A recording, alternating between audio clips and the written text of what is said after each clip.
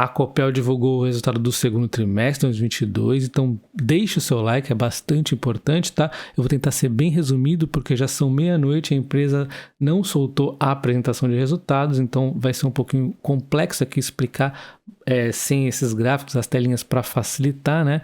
Mas enfim, eu vou explicar aqui esse resultado que deu prejuízo. Quando a gente olha o lucro aqui no DRE, olha só, tô explicando para o DRE, hein? Deixa o like aí. A gente vê um prejuízo, né, saindo de um lucro de 1 bilhão no ano passado, indo para um prejuízo de 522 bilhões. Quando a gente sobe para tentar entender o que está acontecendo, a gente encontra aqui uma atualização para provisões e para destinação de crédito PIS e COFINS, 1 bilhão, né? Então, tá aqui o principal problema. Também temos uma despesa financeira, obviamente, atrapalhando. A gente vai de prejuízo de 200 para 500 e pouco, aí por causa da inflação, Selic, aquela história de sempre, né? Enfim, então a gente achou aqui os principais problemas, né? Também temos provisões aqui, ó, para créditos de PIS e COFINS lançados aqui na empresa, tá? Então, a gente vê que é algo que a gente pode chamar de não recorrente, né? Quando a gente tenta entender um pouquinho mais aonde está o problema, a gente vê a geração com o lucro aqui de 348 milhões, indo lindo, né? Transmissão também indo muito lindo, com 639 milhões de lucro. E a gente vai na distribuição, tá aqui o problema, né? 780 milhões de prejuízo, tá? Aqui está, né? 1,2 bilhões aqui no lucro operacional de prejuízo, sendo que a atualização de provisão para destinação de créditos PIS e COFINS é 1 bilhão aqui de débito. A gente já vai entender o que é isso. A gente vê que a comercialização foi positivo também e gás também positivo. Então, assim, é mesmo a distribuição, além do resultado financeiro um pouquinho aí, principalmente a distribuição, vamos entender um pouco mais. Mas antes da gente entender um pouco mais, vamos ver o que a gente realmente deve ver nestes momentos, né? Que é o EBITDA ajustado. Sempre foque nisso, né? Nesses momentos a gente tem que se atentar ao EBITDA ajustado. Essa é a melhor métrica de se olhar uma empresa. E nós vemos então o EBITDA, que vai representar um pouco aí de como é que está o operacional. 1,3 no ano passado e nesse ano 1,5, um aumento de 9,4% e 129 milhões. Isso já nos dá um alívio, né? Foi bem positivo, com geração e transmissão indo muito bem, reajustes tarifários, tudo voltando às normalidades na parte hídrica, né? Porém, é compensado parcialmente aqui com a UEGA, né, que é a termoelétrica, que protege no momento hídrico, mas ela dá uma reduzida, né, total praticamente em momentos normais. Então, a UEGA é desligada, que é a termoelétrica dela. Mas, de qualquer forma, tivemos um saldo positivo entre termoelétricas, geração e distribuição. Olhando um pouco mais detalhe, nós vemos outros aqui com 58 milhões positivo, beleza, e distribuição com 40 milhões negativos. Será que é preocupante? Vamos dar uma olhadinha no que aconteceu, tirando já o não recorrente, né? Então a gente vê aqui o que? Aumento nos custos com materiais de serviços e custos operacionais. Então, momentaneamente, é aquele problema do repasse inflacionário. Nós tivemos aqui um aumento nas tarifas, mas não pegou em cheio ainda, e também nós não tivemos, né, a reposição total, então, da inflação, que deve acontecer na sequência, aos poucos, com calma. As empresas de energia conseguem aí repor, né? Mas de qualquer forma, tivemos esses decréscimos. Mesmo com a empresa ampliando o mercado fio, ela teve ainda esse problema aqui, tá aí também a redução de custos com o pessoal. Então ela fez o trabalho dela, mesmo assim a inflação deu uma comidinha aí na distribuição de energia, né? Nós temos então o quadro de evolução pessoal aqui, ó, reduzindo, né? A gente vê que a empresa vem fazendo um ótimo trabalho na redução dos custos com o pessoal, tá? E quando a gente vem ver o lucro líquido, fica inviável comparar, né, 1 bilhão do ano passado com negativo em 522 milhões por conta dos não recorrentes. Temos já uma provisão, resultado financeiro cheio de não recorrentes aqui.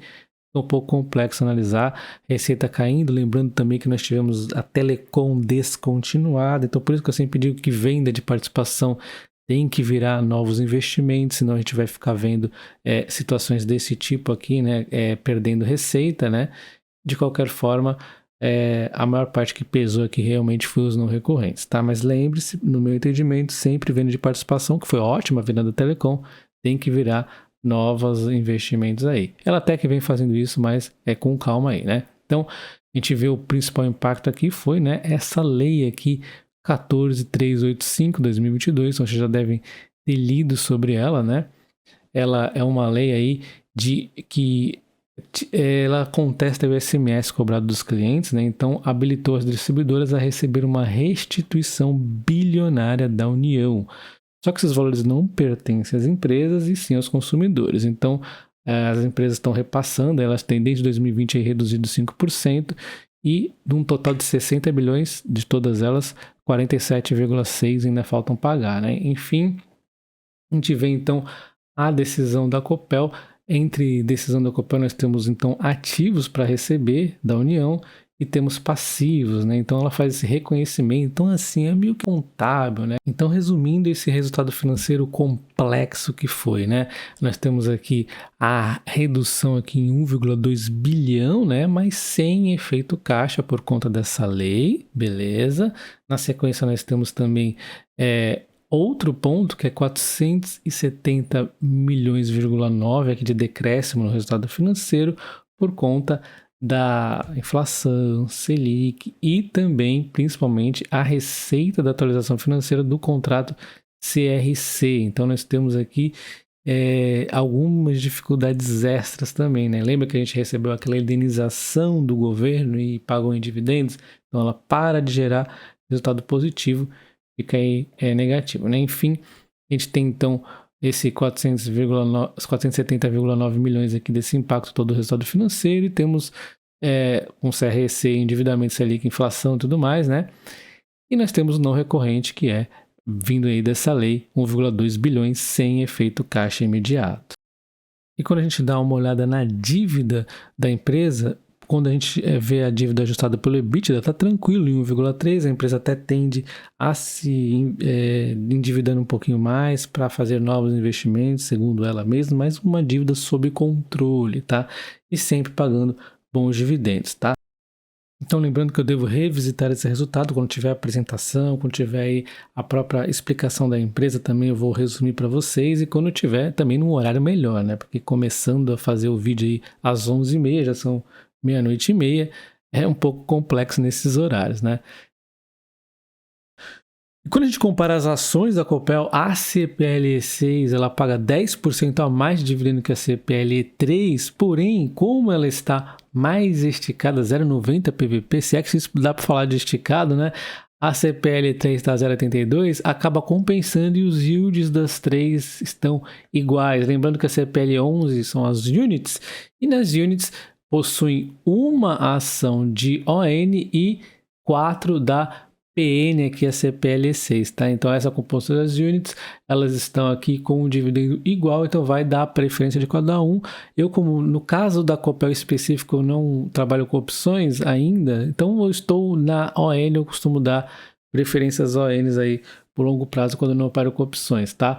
Mas a liquidez maior para as opções estaria então na 6 no momento. Quando a gente vê o trabalho da Copel nos últimos anos, vem sendo de um aumento na receita, então ela vem conseguindo aumentar a sua receita, mas mais do que isso, ela vem trabalhando muito a eficiência, melhorando as suas margens consideravelmente, focando aí no car business, e mesmo com a crise hídrica, suas margens ainda estão bastante saudáveis. Agora a crise hídrica vai saindo e essas margens vão provavelmente aumentar ainda mais. Então a gente viu o desinvestimento na Copel Telecom, focando aí no car business, que vem trazendo resultado, e seu lucro acaba aumentando ainda mais do que a receita vem aumentando, né? Então, isso aqui é um bom trabalho que a Copel vem fazendo, e como não poderia deixar de ser diferente, lucro crescendo, cotação crescendo, é a lei natural aqui das ações, né? Em algum momento, a cotação acaba sendo lucro, a empresa ainda segue descontada, então, porque mesmo com essa alta, foi aí impulsionada por um lucro também crescente, né? E como a gente pode ver nos últimos 5 anos, a Copel cresce em cotações 324% e não está cara exatamente por ter um alicerce chamado lucro por detrás disso.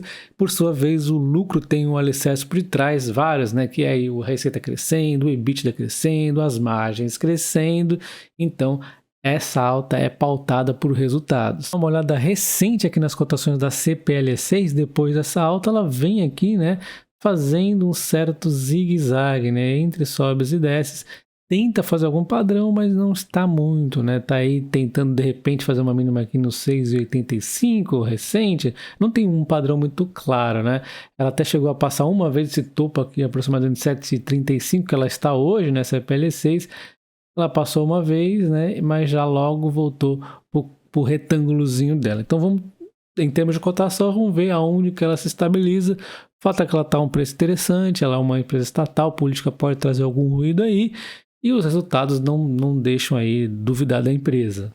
Quando a gente fala dos dividendos da Copel, é lógico que o crescimento do lucro vai traduzir-se em crescimento de dividendos. A gente vem vendo isso ao longo dos anos, embora alguns declínios venham crescendo sim, mas os 2 anos recentes tem alguns não recorrentes no caminho. Então, tome cuidado, não vai esperar dividendos de 16%, 20%, sempre é incomum, improvável a empresa conseguir manter isso. Então a gente tem que traçar um preço teto mais ou menos realista, né? Então não necessariamente prevendo o dividendo desse ano, e sim prevendo um preço teto justo, eu calcularia então o dividendo em torno de 56, dado aí o regulamento da empresa, que nos daria um yield de 7,6, tá?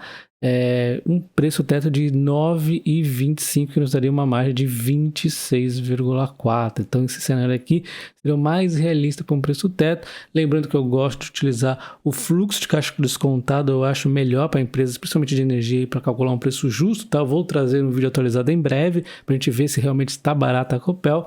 Mas, assim, eu sei que tem gente que prefere o preço teto e tá aí. Esse seria o meu preço teto. Eu gosto de preço teto sem não recorrentes, preço teto realista aí, embora a empresa nesse ano vá passar esse dividendo, não vou acreditar que vai ser sempre. Então, é assim que eu gosto. Se eu fosse usar o preço teto, eu usaria dessa forma, tá? Então, a título de comparação com a CEMIG, nós temos aqui um preço teto pela AGF+, em 7,1 de dividend yield, um preço teto de 14,47, 18,5 de margem. Então, teoricamente, ela estaria mais barata do que a CEMIG, dadas essas premissas.